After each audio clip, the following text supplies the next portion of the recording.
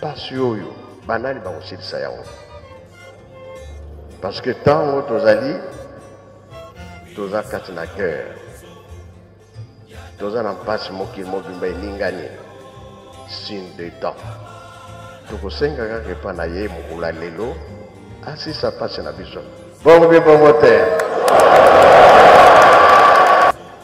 moto ya mokili akosilisa yango te soki nzambe te na motema boza na mituna mingi mize bamosusu badécourage soki batali eza likambo molimo toyokani po tokokisa biloko nyonso nzambe bapesaka ye eloko ya ndambo te papa kulutu atikaki biso na Belgique oyo passeport na ye ntango ye atiki biso toye kokunda ye passeport ekomi na maboko na ngai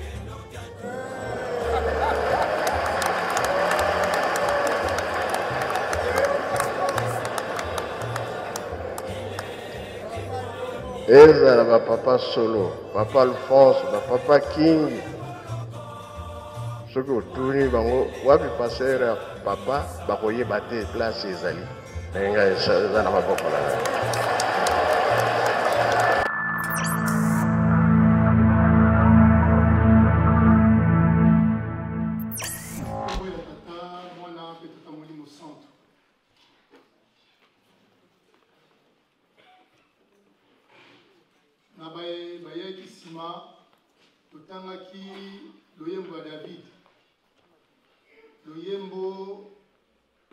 Somme chapitre 8, verset 1 tina 10. Matei na biso ya mkola lelo tokozwa yango na mikanda mine.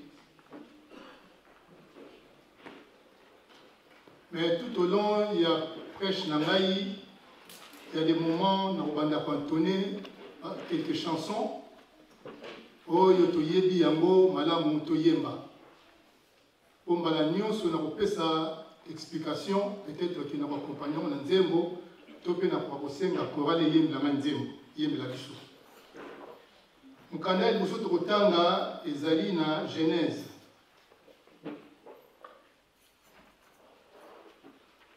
Genèse chapitre 3 versets 1 à 9. Genèse, chapitre 3, versets 1 à 9.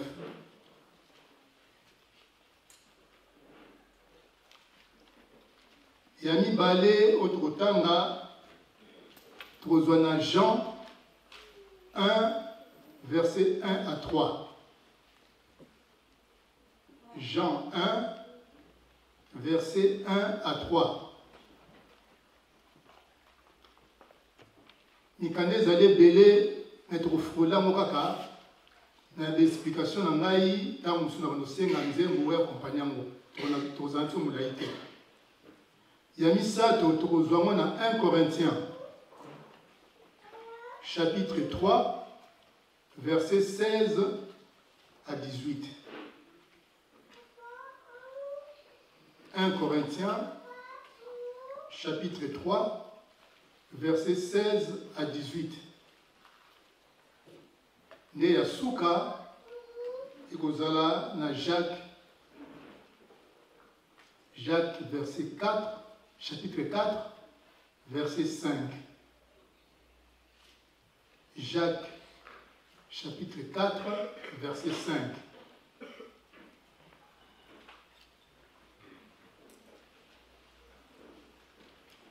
Ce qui tozui, Tobanda na Genèse, chapitre 3, verset 1 à 9.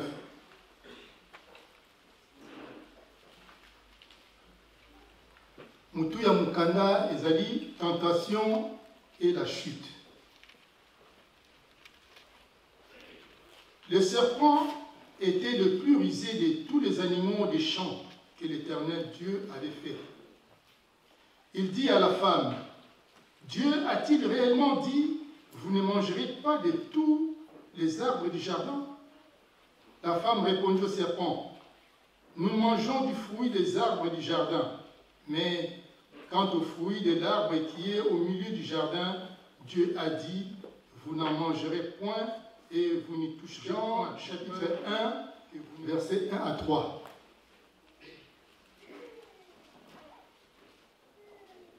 Yango le Bible.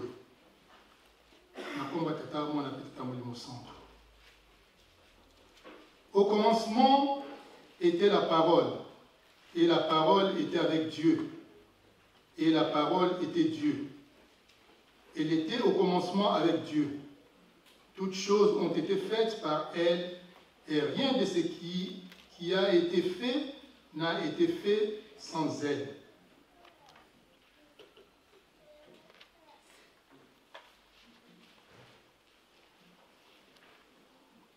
Donc, dans 1 Corinthiens, chapitre 3, versets 16 à 17.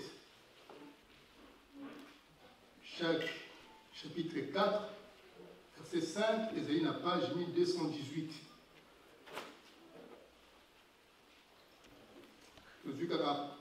Verset moko, verset 5.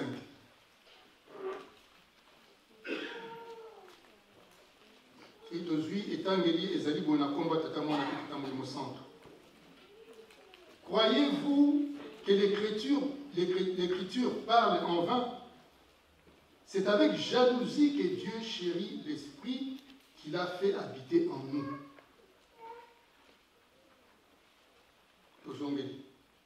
C'est avec jalousie que Dieu chérit l'esprit qu'il a fait habiter en nous.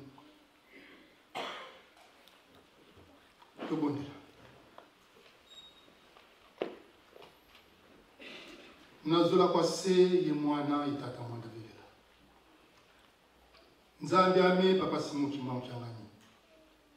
Papa, loko la kifueni munofofo la kiapo.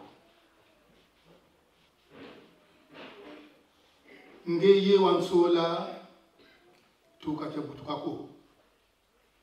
Lumbweki nge wakubika dio papa, wakubika kyo wazayavo lumbweki imono itelama wafuleki unavovela dia mudaku kwa bana bako.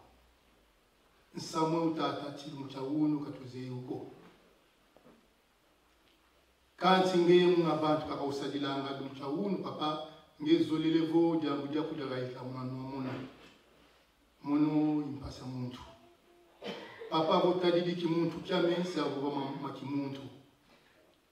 Kanti muma wonso no papa unsongele mulumingu lwa mvimba. Vuvu kiame vokani dimosi. Si wagaikisa dio muna nomono. Mpasi vo bana bakuba wadio. Badunda isadila lumtansuka betu wa wonso no. Tobakila dio luvuwa mu. Papa lukula kifueni. Wiza watela mana muna mame malu wavuvila muna mame nwa. Kadi zola kwaku yenkenda zaku ibiao bisundili kwa beto. Tata bika vuwa ndata wantualisa mkati kwa mfinda inene ikota nge imosikala ntwala salamanima. Luvuwa muna ngenzambi eto yensambu zako kakutulombele biayala mbeto tukawaya kailenvu se mwana itata mwana vela tulobla mawonzo. Amen. Na kombo tata mwana pe tata Molimo Santo.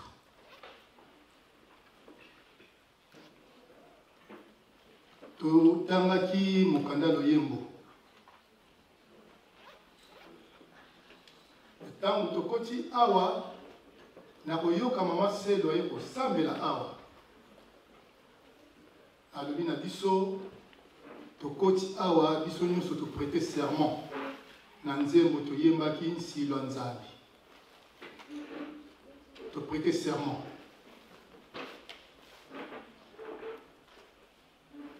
mukola yenga toyaki awa oyo ezali lokola garage spirituel. Toute la semaine dernière, tout tamboulaki na mituka na biso. Dimanche toye tu au côté de la garage. toye pas mécanicien oya molimo tokomona na miso te toye topesi badoléance nyonso eza kati na motuka na biso ete motuka na ngai ya solo semaine oyo nyonso natamboli soki nazofrene namoni ezofrene mbala moko te to nazoyoka makelele moko boye ezobima na moteur to nazoyokela yango na pine à gauche to na pine droit tout ça topesi badoléance mécanicien atali amoni maladi wana atraité biso atraité motuka tobimi toute la semaine totamboli lisusu lelo lisusu toye na mituka mokaka mais ntango toye na mituka ngo lelo na même mécanicien oyo tokomonaka te kosalisaka biso malamu toyeba dimanche passé ntango toyaki maladi nini toyebisaki ye évolution nango eza ndenge nini est-ce que maladi asalisaki dimanche passé semaine nyonso tomoni changement ou pas et biso na conduite na biso ya motuka na conseil apesaki biso tosalaki ndenge nini est-ce que tobakisaki mai tovérifiaki mafuta avant tobima pamba te ya kotala ntango tokoyaka tokoti awa me tobosanaka soki nalobi sikoyo tozwa fei motu moko azwa fei akoma kaka ne fiske nani ateyaki biso mokolo ayenga mingi bien ke tozalaki awa me toyebi su te nakei kutu na mateyi tatangaki chapitre nini likambo nini oyo ye ateyaki mokolo ayenga oyo yo simbaki pendant toute la semaine esalisi yo soki otambolaka ndenge wana oameliore oye nango sikoyo na motuka sikoyo olobi na mécanicien te ya solo dimanche passé nayaki motuka nayokaki makelele me makelele ezali makasi me lelo oyo nayoki nazokango sikoyo na se to ndenge okonseyaki ngai na vérifie quand même mafuta na vérifie ki mai na bakisi yango yango nayoki ke motuka na ngai changement ekoti et lelo oyo namoni ke faiblesse malgré osalaki frein mais semaine bimbo namoni sous faiblesse moke eza kote oyo pasi na biso nde yango wana nzembo mateyi ya lelo na réflexion nanga toute la semaine nazwi na bi ekozala kaka simple prise de conscience naluki toute la semaine nzembo bayuda nini oyo nzambe akolakisa ngai econcorde la prise de conscience oyo to na mateyi na nyonso curieusement kaka lobi nafungoli mokanda nzambe natombe na psaume 8 mais na psaume 8 na français eza mpenza très explicite te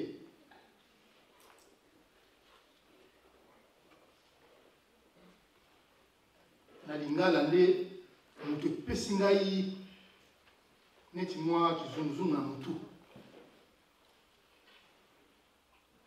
soki tozwi chapitre verset 4 na 5 motuna yango wana kaka yango tokodevelope mokolo lelo na suka nde réponse nakanisi oyo papa Simon Kimbangu kyanga nazoloba mikolo oyo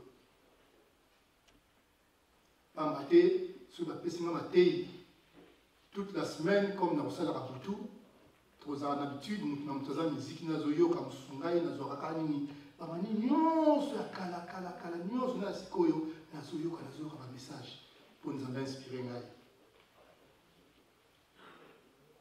na verset 4 na 5 wana elobi boye ntango natalaka likolo oyo yo osala donc moto azoloba na tata nzambe papa Simon Kimbangu ntango natalaka likolo oyo osala sanza mpe minzoto oyo yo otia kuna na mitunaka donc ngai na mitunaka biso nyonso tomitunaka moto azali nani po okanisaka ye to na mitunaka ngai nazali nani po papa Simon Kimbangu kyanga nzambe o asala likolo pe se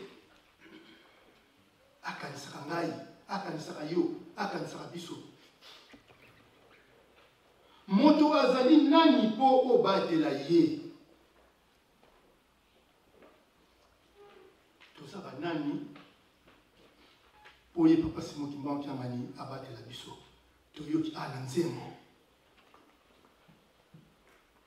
nzambe oyo biso tokokumisaka anibimisi atuni kombo na ye nani Kimbangu alobi nakozala na bino lelo tibela alobi teke nzambe akozala na bino alobi nakozala na bino me ngai na yo tozwi lango ndenge nini yango wana na bi prise de conscience nzembo force ya nzembo force ya nzembo. Le 31 décembre 1966, un musicien habite au sol à Papa Surprise, à Somi Kado, à Kei, à Mokoto. À 22h, on va nous bêter la musique. Ba bêter musique, papa Bini. On a un papa qui a supporté et c'est moi qui a dit que je vais à Bini. Tu vas y papa, pesi bilembo. Minuit coquille, va bondir minuit. Faké continuer. 3h du matin. Va bondir, faké continuer, papa habiter. Faut que kata, mbaloyo, faut que ça rapport et pas tata. Pour na joie, oyo trop tambola nango à partir de la semaine prochaine. Ceux qui n'ont pas sengaté et vous allez malamuté. Puissance en Zembo. Papa Dangenda, il se trouve une habitude mingi que nous yembele dans mon koto, mardi bachel. Banzembo mususu tango yembi yango, papa a dépassé. Au monde a simba toi ça la passe. Donc aux hommes on appelle que nzembo sur kotaye. Tant que la côte n'a pas bini. Puissance en zéro. Tant que cela va n'amiquer. Place Mojolé Zali. Na temple. Place Batsé Kingo, mais juste mon pandi. Place Batsé voiture et musée wana. Des places wana ba Maman Mikala, ba Papa Johnny Mayanga. Pierre, au temple, à l'époque, ils allaient à place au temple à l'Ezali. Mais ils allaient exactement la forme, il y a temple, Ndawanzambe, où il y a centre d'accueil, il y a une porte, au Babukawana. Ils avaient la même forme. C'est dit au temple Natomo, parce que là, on a papa Mfumambanza, ou qui n'était que papa n'a pas malade à Salisayo. Papa n'a pas Salisayo. Ceux qui sont bimi, ils sont malades, ils ont des problèmes, ils là, ils tirent des bambous, ils tirent des bambous pour vendre. Mais tant que vous avez dit ça, c'est maman Mikala. Il faut nous dire que toka oh PV Wiza. Donc nous dire que pendant qu'il y a ma casse, on va entrer en transe. Puissance Yanzembo. Toyo qui va Nzembo. Yembami bana Israël te bayembaka banzembo kobanda babimaka na bowumbu n'Égypte ti na terre promise esika na période oyo ya mosakoli Malaki nde bayembaka nzembo tango nyonso bazali na bisengo tango nyonso bazali na pasi bazali kobelela be Nzambe biso pe toyembi kasi motuna moka na tunaka tango toye awa tokoteli ndenge nini eloko nini elongoli biso na bandako na biso toye koluka nini awa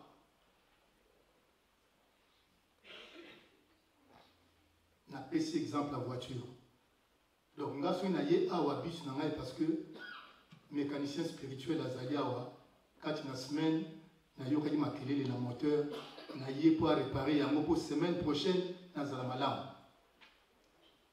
Kasi na réparation basala biso semaine passée. Ba le ba ina biso tia mai na mafuta. Avant de zonga et pas un mécanicien, est-ce que tu as la mafuta, est-ce que tu contrôles la mai na biso? Pambate constat et ça la makamingi.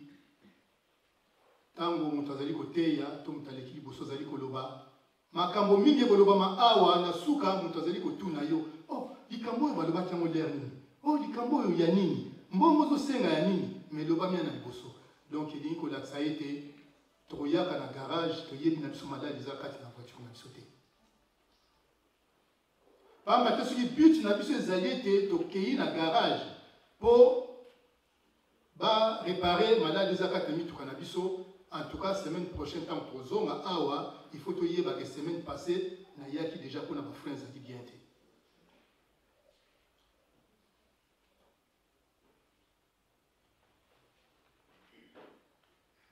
Ce qui total dit, quand il y a le yembo, oye kolakisa ete biso bana papa Simon Kimbangu, tozali komi yebate musala ou tozali kosala. Mais normalement, banzembo zala kasuki nzembo mususu yembi okanisi période moko boye ou bozala na papa ou bozala na kamba ou événement moko touchera yo à un moment no komi concentré aux zongi ne sikawana matei tango boya bozala kaka un petit plus na l'air on a ko tsu muninga ye a toucher yo ko linga ko tout a toucher pamba te komi concentré hyper concentré. Nakisa, Nabozoka Nakisa Moko. Dimanche passé, c'est Peka Yemeli Bisso, Passisane. Et Nathalie Ban, na biso kuna na faki réaction, au tozala na 2007 na moni réaction zate.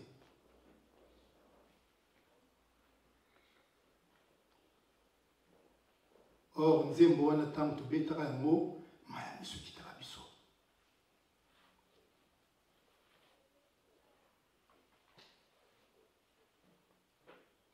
Télémine poste 1, maya miso kiti biso. Mais tu es pas ratinate, tu es là pour la ligne. Papa pesi secret wana. À l'habitant où tu zobeta wana, ou ba kangamaka bazaki na ba peine moko moindre yali.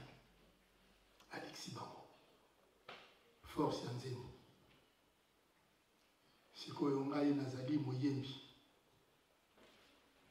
Nzamba abina ngai yo kiti kuna na se musala no kosala ko yembela ngai kokumisa ngai ndenge tolobi atoyoki awa nzambe to yembela ka to kokumisa ka yewona kibambo.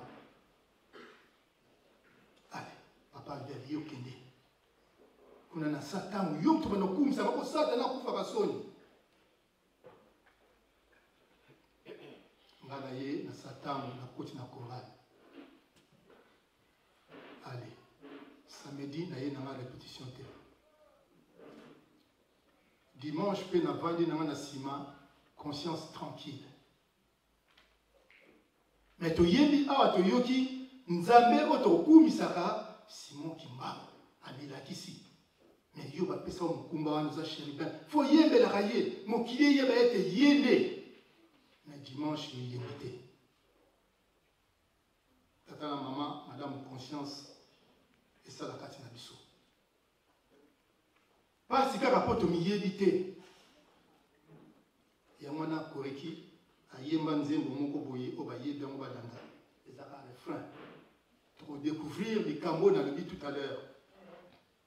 Et dit mvovele tata, ou fuenkena, a ou kele kata. Takizayako Bikayalonga Sibaviluka Konsobana Kena Yedi Mbukaku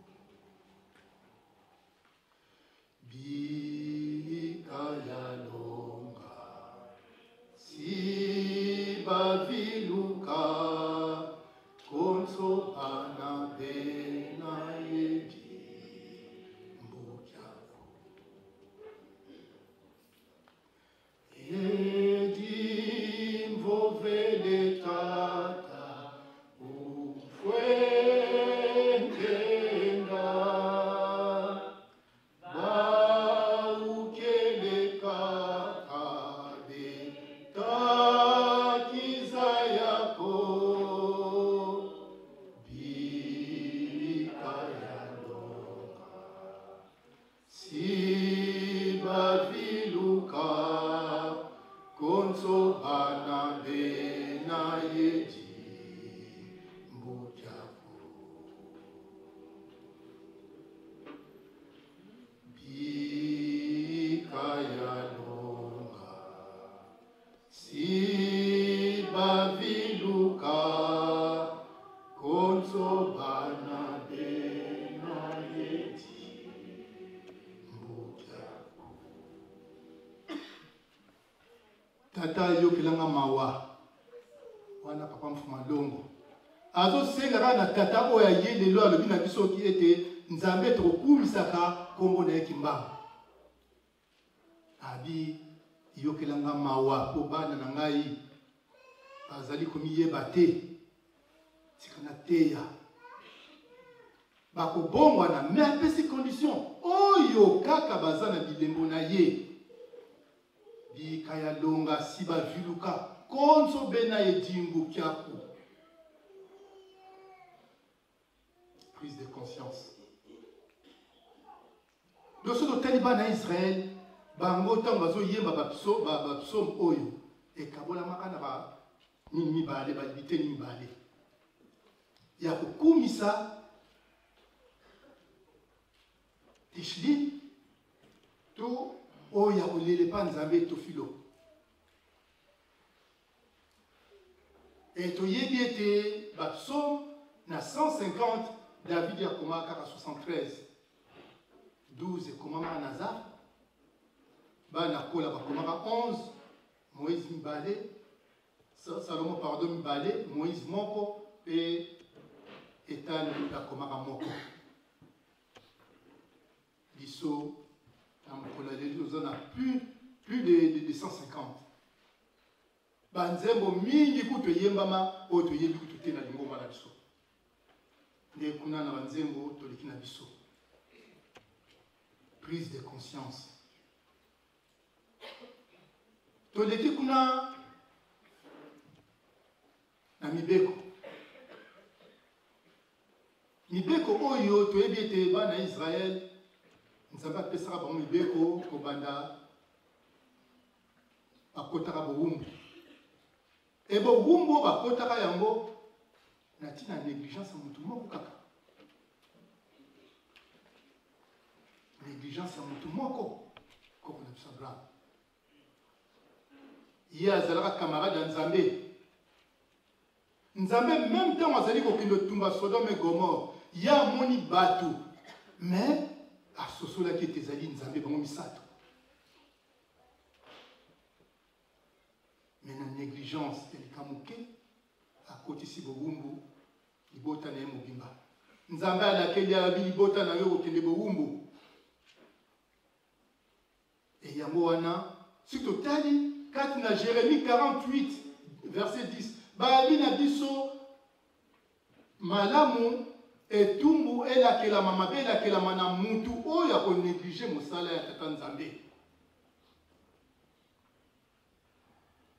barapeki biso yango mabe elakelama na mutu oyo akonéglige mosala ya tata nzambe. Bana Israël bakoti bowumbu bavandaka banda 430 ans kati na Égypte kobima ntango bakomi na ese oyeba mpenza periode oyo nzambe akolimbisa yo pamba te mokolo mosusu na teyaka napesaka exemple na 2013 papa batantu fe papa batantu que son âme repose en paix apesaka témoignage na tina na basiment papa mfuma mbanza amoni tazali kotongisa ndako asipelaka mingi abi papa batantu na banopesa yo sac à ciment moko tous les jours posisa ndako wana vite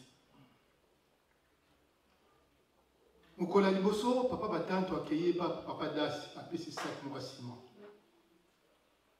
lokola bango bambuta soki awuti na ndako soki aye na mbanza fo aya kopesa na liboso papa mbote papa tunyabi papa batantu ingeta papa ozwaki sac ya ciment papa azwaki sac moko mokola mibale pareil mokolo misato na yebite likamuni de kaka papa das azui 2 sacs à ciment pesiye il est pas zui il est peut-être à mon avis que pour musala avancer vite apesi mi balé il pas zui et là demain na tongo aye apesi papa mbote papa batante mbote boni est-ce que ozwaki ciment papa nazwaki ozwaki combien de sacs oh 2 sacs motuna papa est-ce que toyokanaki ndenge wana est-ce que nganga nzambe akosaka papa batantu asengi pardon papa limbisa ngai azongi ni na ndako azongi na midi kaka boona nzela papa bimi afukami lisusu apesa ye mbote papa batantu ingeta papa ozwaki combien de sacs papa kasi nasengaki pardon nazwaki saki mibale papa ezali vraiment posa na nga te me nasengaki pardon aleki na ye aki asali na pokwa mpo azonga na ndako fo ya kopesa papa au revoir afukami apesi papa mbote papa batantu ningeta papa ozwaki combien de sacs papa namoni mpenza soki lelo nakufi donc de l'autre côté oyamba no ngai te d'accord cette fois-ci nalemisi yo mpona kolakisa ete ntango tokokweyaka ata ozongi na lingomba bayambi yo mutuna eske nzambe mpenza andimi pardon na yo mokolo mosusu papa yange nake na lubumbashi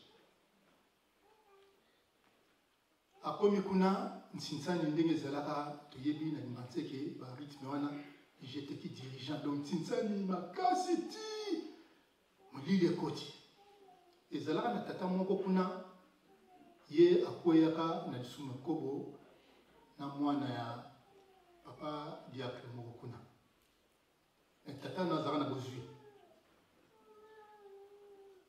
ntango tata wana asali punition na ye aye na lingomba eyambi ye lisusu azongeli mosala baactivité na ye comme d'habitude biso nde tozalaka soki moto aza bozwi mpenza ozomonake bosala madame vraiment bozokilo teya azonga noki azongela misala tututututu azongi 10 ans eleki tata nazongani na lingomba 10 ans eleka papa mfuma alongwaki na lubumbashi sinsani dirigeant jeteke toki papa avandi kaka boye amoni sata na koti ake kota jeteki sikoyo sata nakomi kochambre papa avandi ti abengi tata wana abina eske na ndako koza na 10 000 zaire abingeta papa abikende ozwilanga mbongo wana tata wana ke azwi 10 000 zaire aye apesi papa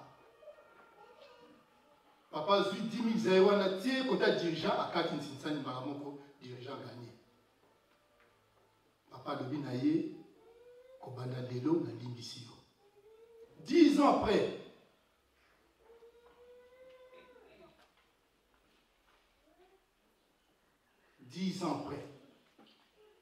toyoki soki ozwi lisolo ya le 10 janvier 2017 papa Mbenza apesaki sous témoignage ya ndenge wana abengaki papa Wumba mutaki koloba yango tata moko babimisaka na lingomba na nkamba papa Mfuma Mbanza esalaka ye pasi tata wana akasali stumbu esili aye bayambi lisu na lingomba mais papa Mfuma Mbanza abi bino boyambi ye bolimbisi ye ngai na nalimbisi ye te. Donc c'est pour dire que lisumu tango sali lisumu oyebi nini operdre spirituellement et même tango yo sengi bolimbisi bayambi na lingomba est-ce que oyebi mukolo oyo nzambe penza pardonner yo oyebi yango te. Tosala très attention.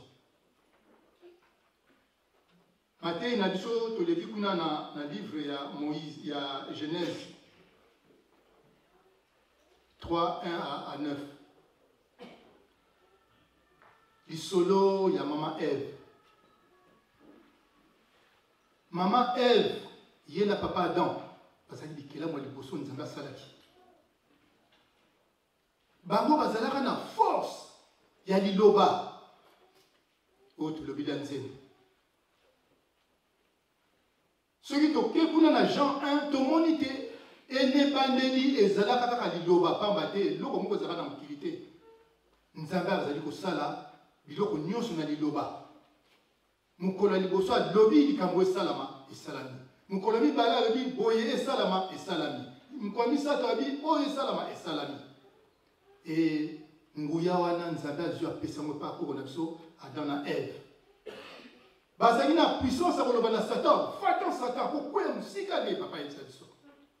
Liloba. Koko na biso Adam na Eve bazali na puissance wana. Mais tango négligence ekotaki, tango conscience ezalaki bango nde nyoka profite kati wana. Abi nzete oyo Nzambe abi bolia te.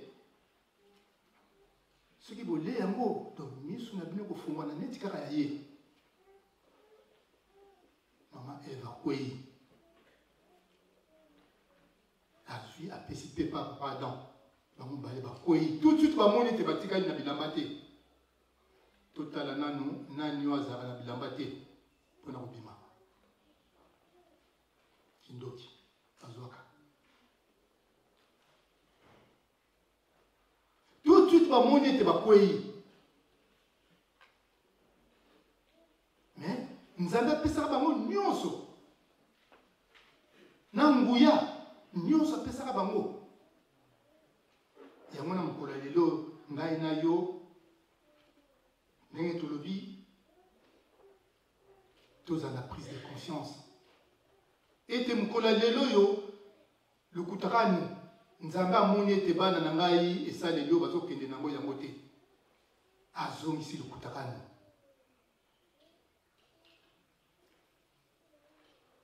Me likambo nini ezomonana.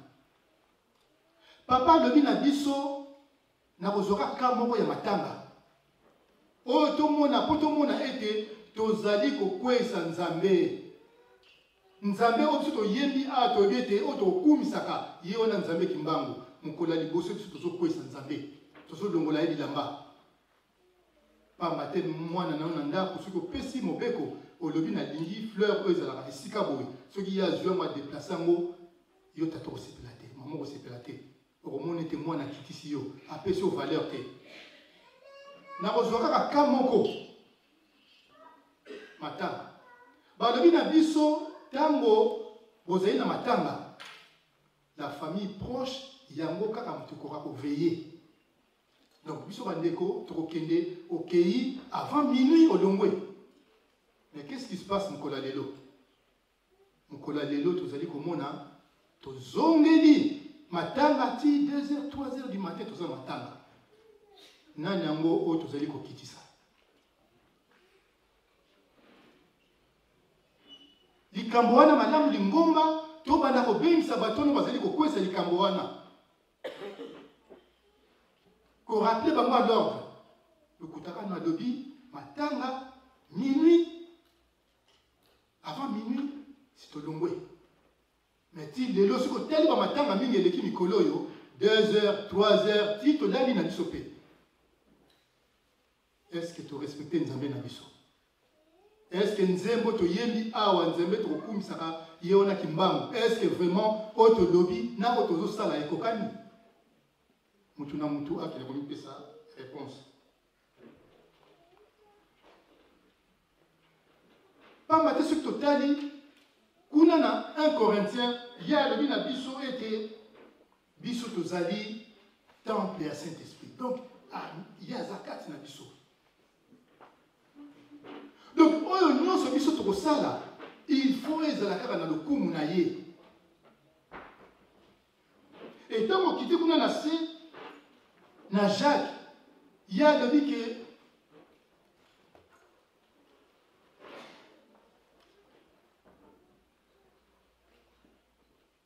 abi, croyez-vous que l'esprit et que l'écriture parlent en vain? C'est avec jalousie que Dieu chérit l'esprit qu'il a fait habiter en nous. Donc molimo oyo ya le bete biso zali temple na yeto bombi et loko motuya kati na nzoto na biso. Donc molimo na nzamba za jaloux nango. Ya mona soko bebisi ya lobi na mibeko te ko punir.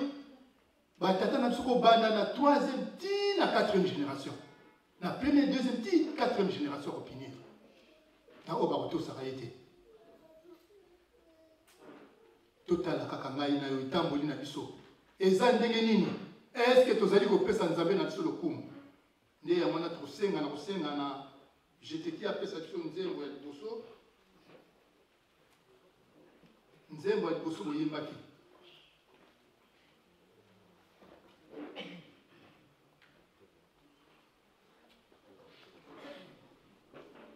Nzembo yango elobi nzambi bakili mvwe zolo mundiata zeno za bumpumbulu.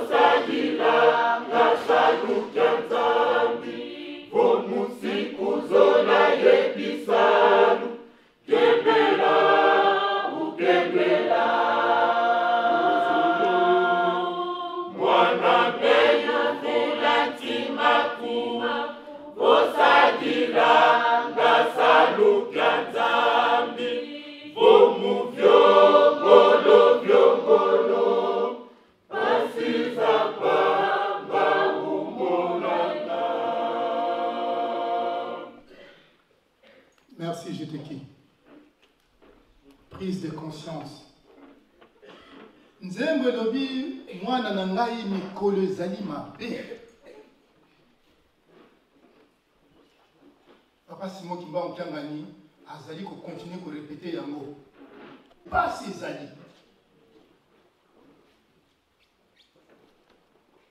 pasi ezali. Mais alobi likeseni ezali te entre bino na bazosala mpumbulu. Alors que musala oyo biso tozwa ezali ya kobikisa mokili. Papa Diangé alobi nakendeki na profondeur na message moko papa Mbenza alekisaki. Nakendeki na profondeur moko musika parlant de chef coutumier oyo baza na boloko. Oyo basignaka ete papa Simon Kimbangu akangama. Abi nakiti na profondeur na kokuta bango kuna baza na pasi. Na abi mokumba wana ezali ya ngai na yo tolela bango. Mais sikoyo na bizali lo mpumbulu toza nango. Ekozala ndenge nini? Nzambe azwi mvwezolo, donc Nzambe asekani netamboli na ngai na yo.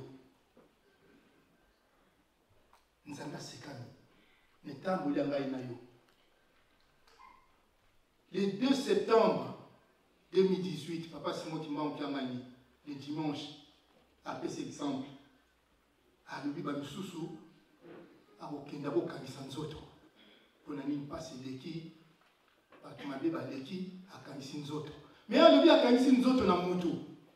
Mais abi kalate biloko wana. Oyo lati na nzoto yango kotrahir yo. Biso, tango na kokunda maman, papa yami biso le lundi, les 3 septembre, non les 2. Lundi, ayami biso. Tomoni, jeune garçon moya fukami boso, ndenge zala ke groupe suke koti, muta suka suka, comme 2 personnes pour passer ça, allez. Ba no koti ba tususu ko yesu asisi, papa kake ba tususu. Biso des familles de koti. Garçon na fois zala 35-40 ans à Fukami. Abi papa makamuna yoki olobi na temple kuna pona bato bakanisa nzoto esali ngai pasi. Ba liboso na mona mutazo azoloba likambo sérieux ndenge na papa. Esali ngai pasi po ngai pe na groupe na biso kuna na Afriki, donc toza na mama moko na kanisa nzoto pa na ye. Donc après ça ngai ba tige ni balé. Donc moko na tambola nango na poche. Mais tant na ye awa na kamba na komi na poste 1 na tilo boko na poche na moni tige ne bungi. Ya mwana papa ne na yoki na temple lobi likambo wana esali ngai passe mwana papa ne osenga bolimbisi. Na lekaki liboso pa ba pasteur na tubelaki mais dero lobi mo lisusu na moni koki karaté faut kana na lo pa na yo moko. Yokanzamba mawa bien le coup de tout béni donc ils ont valable le kozonge la société. Donc il dit que loba été ndenge to ina nzembo mikole komi ya mabe ya mwana madame conscience ya ngai na yo il faut esala ete na tango wana tata Nzambe apesaka puissance et pas ya koko na biso dans na air. Ngai na yo azui kombo ya Kimbangu alatisi biso. Azui nguya wana alatisi biso. Toke na 93 voyage à Liboso. Na Kinshasa. Oyo toke na délégation. Fait papa Bobé apesi biso isolo. Alobi na biso na wuti na ndako na koti na centre d'accueil. Biso nyonso toyebi place nzeta manga ezali juste en face à porte comme nini. Papa vani na sa nzeta manga baye ko tikila ti bana zwaki lutu azobanda papa bazomona kaka azobanda kaka lutu me azomela te tango ya komi wana afukami kaka papa maman bandogangela ye bon mais c'est pas facile d'être chef spirituel tala kaka timo ba yebi ngai pona ko melango il faut tata na pesa ma autorisation. Alors il y a que yo kimbangiste tango na muki na tongo na mbeto kiti osambeli oza dans de bonnes dispositions spirituelles au bondeli au bimi na ndako ozo tango na nzela nzete moko par exemple o poto moko bakangaki mutu ki babo ya yesu basani yo tango leki wana kaka nzete wana basimana si fomanaki donc yo sauver mutu wana papa enchaîné à vie. Moi, nanangai, papa Charles. Kaka mutuna lingomba a pessier poison. Nazomona moi nanangazo kende. Mais aussi longtemps que papa nangai a pessier autorisation, n'a pas eu ça de l'autre. Si a comment dire la seule pour dépasser et après ça qui est fraction seconde pour nous récupérer. A lui n'a récupéré moi. Mais la tongo tata wana aye et pas dans la salle ça y est.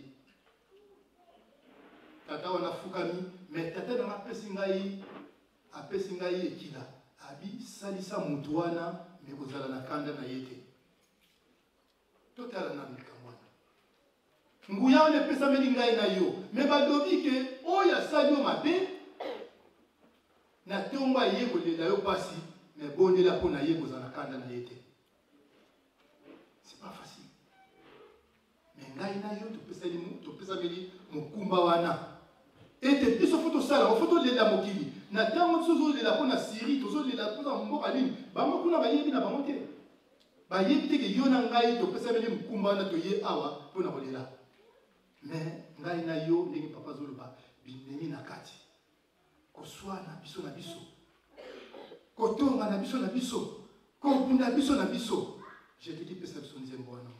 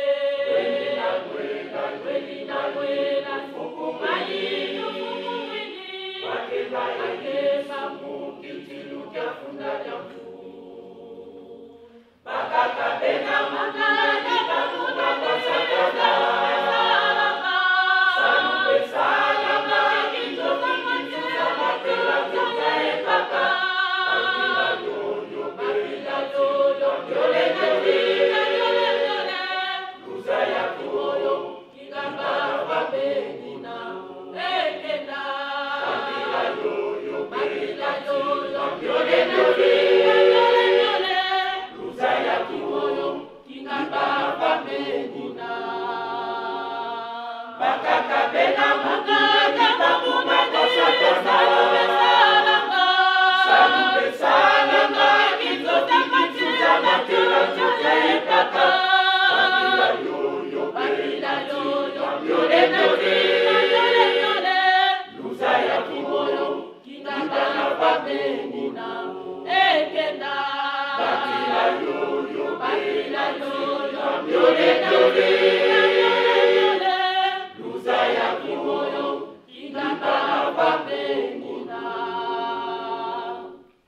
Merci, Jeteki.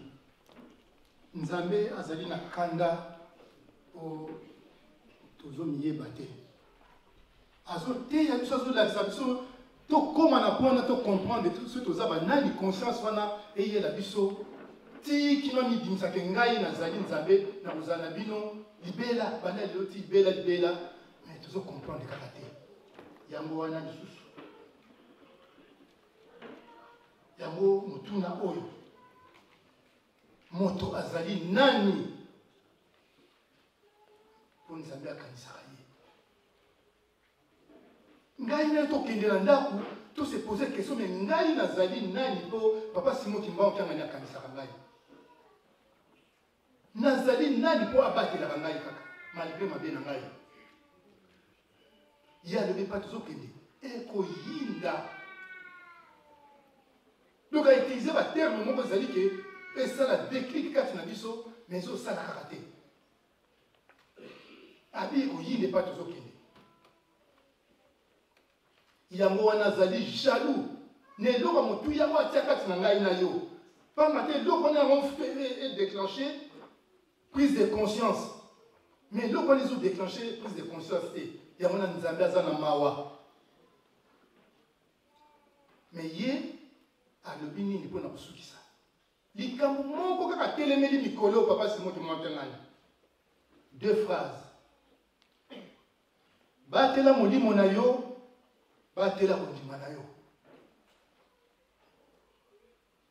batela molimo na yo batela kondima na yo biloko mibale apesi biso yango wana pamba ta moni azosala tout po déboucher nini kondima na biso oyo eza boucher mais amoni ke autilize baproduit nyonso atie na canalisation mais ezodéboucher kaka te donc prise de conscience wana yango nalobi na biso batela molimo na yo batela kondima na yo yango wana tokosisaka na nzembo oyo ya dirigeant oyo bayebi yango tokoyemba emasitei na biso kosuka esila noka wana mpona koetali kobatela kondima na biso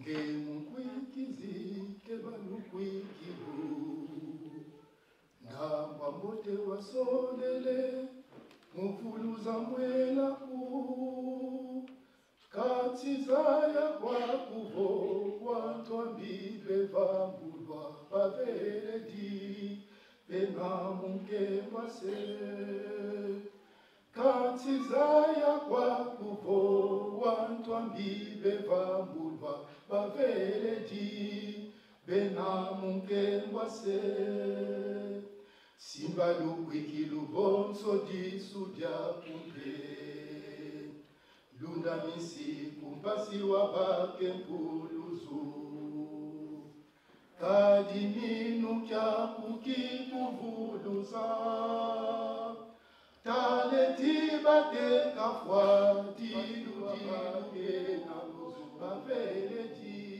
kadiminu kya kukikuvuluza taletibate kafwa diludilubye nabo baveledi bena munke mwase taletibate kafwa diludilubye nabo baveledi bena munke mwase kaliuka kutomesa mavanguma kutomesa mamo nema neke insambidi mavanguma kutomesa kaliuka kutongika waba kempuluzo mutwakise. Merci pour l'accompagnement. Toyoki nzembo lebi na biso kondima na yo batela yango ndenge batelaka lisu ndenge batelaka lisu na yo batela mpe kondima na yo ndenge wana tomonaka le tozali bomwana moto akoya atio mosapi na lisu boye azopusa mosapi le mosu otie bozotala ye mpona kolakisa ke okanga lisu te mais soki ekomi kaka pembeni il faut osala clin d'œil mpo obatela lisu na yo nde mwa moke tozwi na mokolo ya lelo oyo nzambe apesi biso ete eréveille conscience na ngai na yo ete ngai na yo na koko na biso Adam na Eve nzambe apesaka biso nguya mais soki ti mokolo ya lelo tata azali kobelela toujours ete tozali kolamuka te c'est parce que prise de conscience kati ya yo na ngai ezali te malamu oyo toyoki mokolo ya lelo elamusa prise de conscience ya ngai na yo pamba te ndenge toyoki na nzembo ya jeteki ete mikolo ezali mabe epai tozali kokende pasi ezali tosisi bo na kombo ya tata mwana mpe tata molimo santo amen totema tobona